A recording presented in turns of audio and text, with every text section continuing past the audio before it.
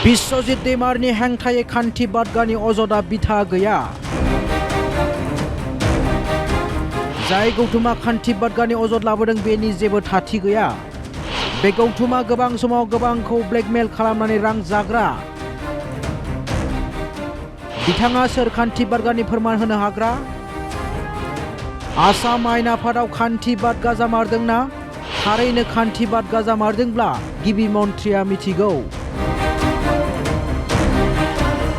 बिश्वजित दैमारनि हेंथायै खान्थि बादगानि अजद आयदायाव बेबायदि बिजाथाय फोरमायदों ইউপিপিএলनि मिरु लेङाइ आफादगिरि डक्टर आर.एन. सिन्हाया। কিন্তু আজি যি সংগঠনে ওলাইছে, যিটো সংগঠনৰ কোনো অস্তিত্বই নাই, এই সংগঠনটো বিভিন্ন সময়ত বিভিন্নজনৰ ব্লেকমেইল কৰি পইচা আহৰণ কৰে আৰু তেওঁ কোন হয় চাৰ্টিফিকেট দিব লগা অমুকত দুৰ্নীতি হোৱা নাই, অমুকত হৈছে বুলি। যদি দুৰ্নীতি হৈছে মুখ্যমন্ত্ৰীয়ে জানে নহয়, গতিকে মাজতে এনেকুৱা কৰাটো ঠিক নহয়। आसाम आयेन आफादनि बारग' बुंथिगिरि बिश्वजित दैमारनि खान्थि बादगानि अजदखौ बिथा खालामनानै हादोरसा नाङैनो बिजाथाय सोमजिदों। खान्थि बादगानि अजदखौ लानानै बड'लेण्डआवबो मैखोम बिजाथाय सोमजिदों। गेजेर ससेयावनो बिश्वजित दैमारनि बेलायाव बेबायदि खालामनाया मोजां जायाखै। मानि थाखाय बिश्वजितनि इमेजखौ खहा खालामनो नाजादों? बेयो दोलोनिनो फाव फान्दायनाय। আৰু তেখেতক কিহৰ কাৰণে ইমেজটো নষ্ট কৰিব বিচাৰে, ইয়াৰ মত ধাৰণা তেওঁলোকৰ পাৰ্টিৰে ষড়যন্ত্ৰ হ'ব। बेनि थार फिननायखौ गिबि मन्थ्रि डक्टर हिमन्त बिश्व शर्माया होगोन। बिश्वजितखौ हारसिं टार्गेट खालामना लादों। मख'जाथावना दि बिथांजों लोगोसे गोबां मन्थ्रि दंमोन, नाथाय मानो बिथांखौल' टार्गेट खालामना लादों?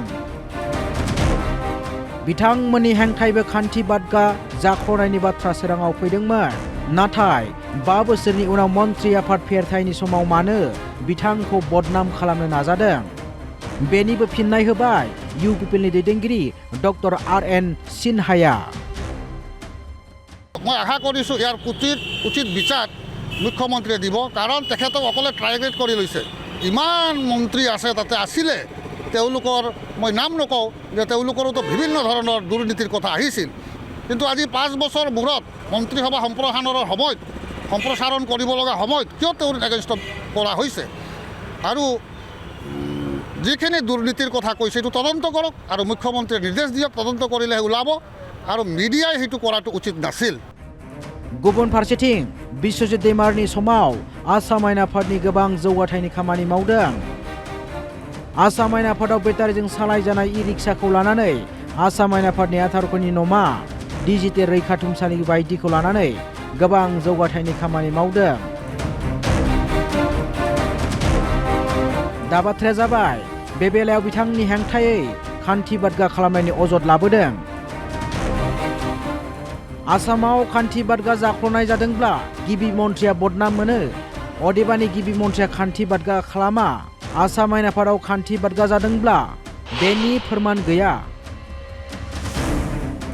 थारैनो खान्थि बादगा जामारदोंब्ला बिथाङा मिथिया आरो बिथाङा मिथियाजासेनो खालामनो हागौ। जोबनायाव बिश्वजित दैमारनिसो बदनाम जादों होननाबो बुंबाय ইউপিপিএলनि दैदेनगिरि आर.एन. सिन्हाया। কাৰণ অসমত ক'ৰবাত যদি দুৰ্নীতি হয় সেইটো মুখ্যমন্ত্ৰীয়ে বদনাম পায়। গতিকে একচুৱেলি মুখ্যমন্ত্ৰীয়ে দুৰ্নীতি নকৰে, তো বিধানসভাত কিবা দুৰ্নীতি হৈছে তাতো প্ৰমাণেও নাই, আৰু যদি হৈছে মত ধাৰণা তেওঁ নাজানে, নিজে হয়তো তেওঁৰ অজ্ঞাতে কামবিলাক কৰিছে, লাষ্টত গৈ তেওঁৰে বদনাম হৈছে। गोदान सरकारनि मन्थ्रि आफादनि फेरथायनि समावसो खुंथाय दोलोनिनो गोबां मन्थ्रिफोरनि खान्थि बादगाखौ दोननानै बारग' बुंथिगिरि बिश्वजित दैमारनि बेलायाव बेबायदि अजद लाबोनाया थारैनो साननो गोनां खालामदों हादोरसानि राजखान्थिखौ। थारैनो बेयो मोनसे खैसार फाव फान्दायनाय होननानै बड'लेण्ड हालामनि सांग्रां राजखान्थिगिरि बिथांमोना बुंदों। दा बाथ्राया जाबाय, फैगौ 5 जुनाव हिमन्त बिश्व शर्मानि मन्थ्रि आफाद फेरथायनि मोनसे खैसारबो जानो हागौ। क'क्राझारनिफ्राय बिटिआरनि बिउर' चिफ कनक चन्द्र बर'नि हेफाजाबाव news desk report Assam live 24 बड' लाइभ 24।